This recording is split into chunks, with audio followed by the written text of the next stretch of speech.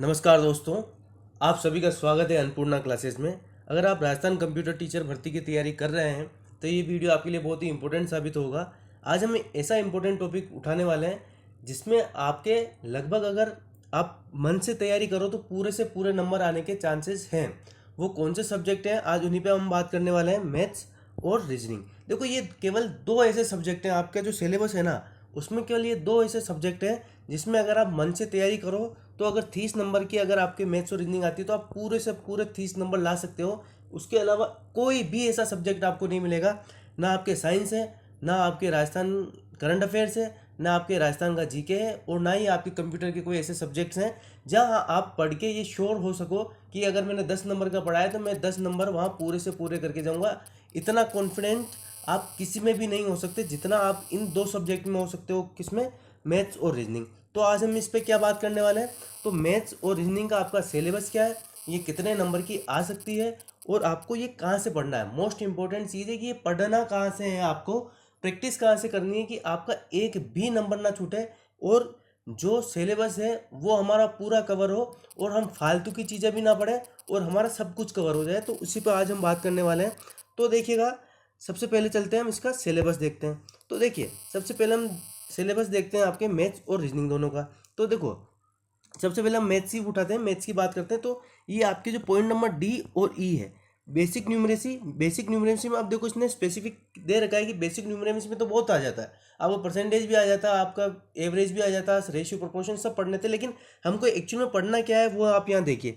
तो numbers and their relation, ठीक है, एक ये टॉपिक है आपका नंबर्स एंड दियर रिलेशन, और एक टॉपिक है आपका ऑर्डर ऑफ मैग्नीट्यूड, और साथ में दे रखा है एटसेट्रा। अब ये एटसेट्रा जो दे रखा है ना, ये आपस में आप अपने आप में एक बहुत बड़ी कहानी है कि एटसेट्रा दिया क्या है, लेकिन आपको पढ़ना क्या है वो चीज़ हम यहाँ डिस्कस कर लेते हैं। नंबर एंड दियर रिलेशन, ठीक है, नंबर्स एंड दियर रिलेशन। तो देखो, सबसे बड़ी चीज़ पढ़ना क्या है और कहाँ से पढ़ना है। तो कहाँ से पढ़ना है, तो राजस्थान की एग्ज़ाम की अगर आप तैयारी करते हैं ना, देखो अगर आउट ऑफ राजस्थान एग्ज़ाम की तैयारी होती तो मैं आपको इस बुक की राय कभी नहीं देता।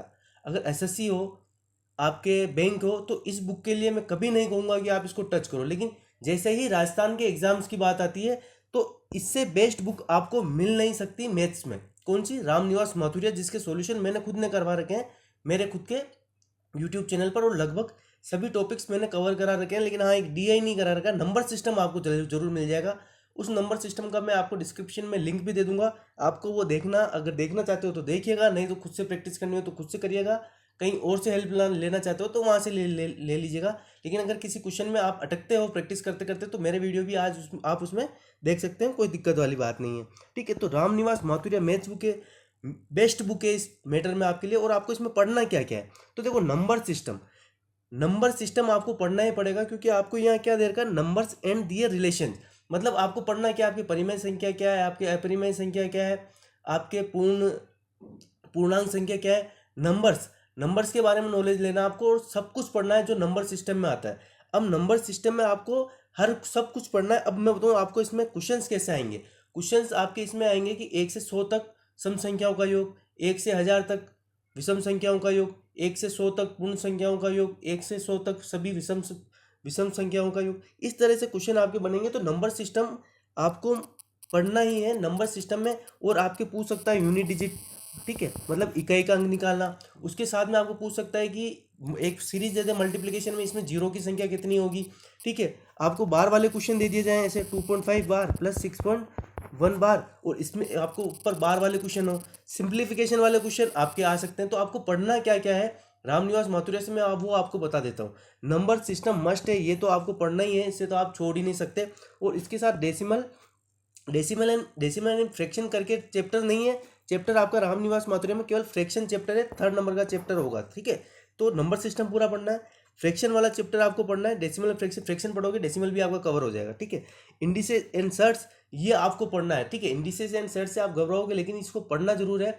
इंडिसेस एंड सर्ट्स के आपको थोड़े से रूल्स आपको देखने पड़ेंगे कि जब पावर के मल्टीप्लिकेशन होते हैं, ठीक है, कुछ भी जो उसके जितने भी रूल्स देखे आपको, ए की पावर एम इंटू ए की पावर एन क्या होता है, ए की पावर एम प्लस एन होता है। तो इसी तरीके से आपको रूल्स अब देखना है, आपको क्वेश्चंस देखना है।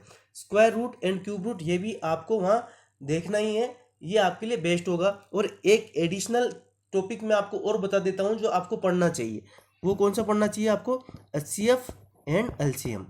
ये टॉपिक आपको पढ़ने ही पढ़ने हैं। आपको कहाँ से पढ़ने हैं? तो बुक का नाम मैंने बता दिया, रामनिवास माथुरिया।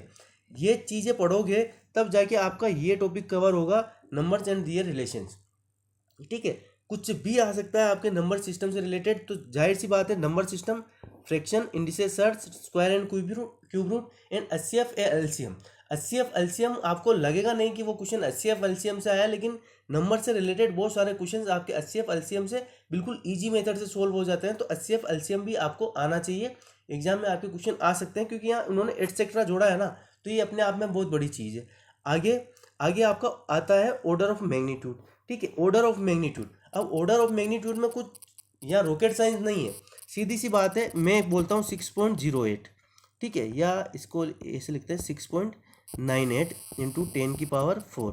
तो इसको 4 ऑप्शन दे दिए जाएंगे और पूछेगा कि इसको हम और क्या लिख सकते हैं। तो एक चीज़ बताओ, अगर 69.8 में इसको इंटू 10⁵ लिखूँ तो ये भी तो सही है, या फिर इसको मैं एक क्या लिख सकता हूँ मैं, अगर मैं इसमें आगे, ठीक है, 6.98 इंटू 10⁴ है, ठीक है, तो इसको अगर मैं ऐसा लिखूँ 0.698 इंटू 10⁵, ये भी लिख सकता हूँ। तो इस तरह के क्वेश्चन आने वाले हैं आपके पास ऑर्डर ऑफ मैग्नीट्यूड में, पावर वाले। ठीक है, मैं कुछ मैथ्स और रीजनिंग के से बैकग्राउंड से बिलोंग करता हूँ, तो ये मैं बहुत आसानी से समझ सकता हूँ कि जब ये आपका सिलेबस दिया है तो आपको ज़्यादा कुछ पढ़ने की जरूरत नहीं है। आपको जो मैं कह रहा हूँ केवल इतना पढ़ लेना। ऑर्डर ऑफ मैग्नीट्यूड के लिए या तो आप मुझे बोलना, मैं वीडियो डाल दूंगा, या फिर यूट्यूब पे मेरे भी डालने की जरूरत नहीं है। यूट्यूब पे ऑलरेडी आप अगर इतना सा लिखोगे ना कि ऑर्डर ऑफ मैग्नीट्यूड, तो आपको न जाने कितने वीडियोस आपके सामने आ जाएंगे। छोटा सा टॉपिक है, इजीली आपसे हो जाएगा, तो ऑर्डर ऑफ मैग्नीट्यूड भी आपका वहाँ से निकल जाएगा। ठीक है, अब बात आती है हमारी DI। तो DI हमको कहाँ से पढ़नी है? DI भी आपको पढ़नी है रामनिवास माथुरिया बुक से, आपका ग्राफ एंड सार्नियन। ठीक है, ग्राफ एंड सार्नियन करके लास्ट आपका जो चैप्टर दे रखा है रामनिवास माथुरिया का सबसे लास्ट चैप्टर, वहाँ 40 से 50 क्वेश्चन मिलेंगे। 40 से 50 क्वेश्चन का मतलब एक क्वेश्चन में 3-3, 5-5 क्वेश्चन है, मतलब लगभग 200 के समथिंग क्वेश्चन है। और DI देखोगे आप, DI तो ये आपके 40 से 45 DI के टोटल आपको क्वेश्चंस वहाँ मिल जाएंगे, तो वहाँ से आपको पढ़ना ही है। तो होप ये चीज़ आपके क्लियर भी होगी। DI के जितने भी क्वेश्चन मिले आपको रामनिवास माथुरिया में, आपको सब करने हैं। चैप्टर किस नाम से दे रखा है आपको? चैप्टर आपको दे रखा है ग्राफ एंड टेबुलेशन। ठीक है, ग्राफ एंड टेबुलेशन, हिंदी में बोले तो ग्राफ एंड सारणी। तो ये चीज़ आपको वहाँ से इजीली आपको मिल जाएगी। ठीक है, तो रामनिवास माथुरिया से आपका मैथ्स का काम तो हो जाएगा। केवल एक टॉपिक ऑर्डर ऑफ मैग्नीट्यूड, ये आपको यूट्यूब पे सर्च करना पड़ेगा। ठीक है, अब जब आप DI पढ़ोगे ना, तो DI पढ़ोगे तो आपका परसेंटेज कवर होगा। जाहिर सी बात है, परसेंटेज के आपको बेसिक तो आते होंगे, परसेंटेज, उसके बाद एवरेज, उसके बाद रेशियो एंड प्रोपोर्शन, ये तीनों का यूज करते हुए आपको DI सोल्व करने पड़ेंगे। बैंक वाली जो बड़ी बड़ी DI आती है आपकी बोटन स्ट्रीम, आपके time and work, time and speed, वैसा यहाँ कुछ नहीं आने वाला। लेकिन फिर भी अगर आप सेफ साइड लेना चाहते हो, तो अगर आपको करनी हो तो कर लेना, बाकी मेरे हिसाब से इसकी जरूरत नहीं पड़ेगी आपको इतने हाई लेवल की DI पे जाने पर। तो रामनिवास माथुरिया के अंदर जो DI दे रखी है सिंपल सी, वो आप कर लीजिएगा, प्रैक्टिस कर लीजिएगा। 40 से 45 क्वेश्चन है, बार बार उनकी प्रैक्टिस करिएगा, आपका काम वहाँ से हो जाएगा। उससे ज़्यादा आपको देखने की कोई ज़रूरत नहीं पड़ेगी। तो मैथ्स और रीजनिंग, और लगभग ये कितने नंबर के आ सकते हैं? तो मान के चलिएगा 100 में से 15 नंबर आपके पेपर 1 के अंदर मैथ्स आने वाली है। ठीक है, 100 में से 15 नंबर तो आप मान के ही चलिएगा ये आपके आएगी। अब DI हो सकता है 5-5 नंबर की 2 दे दे, या हो सकता है 3-3 नंबर की 2 दे दे, तो कुछ भी पॉसिबल है। और आपको 3-3 नंबर की 2 दे के 7-8 क्वेश्चन आपको बेसिक न्यूमरेसी और नंबर सिस्टम इनसे पूछ लिया जाए ऑर्डर ऑफ मैग्नीट्यूड से, तो कुछ भी पॉसिबल है।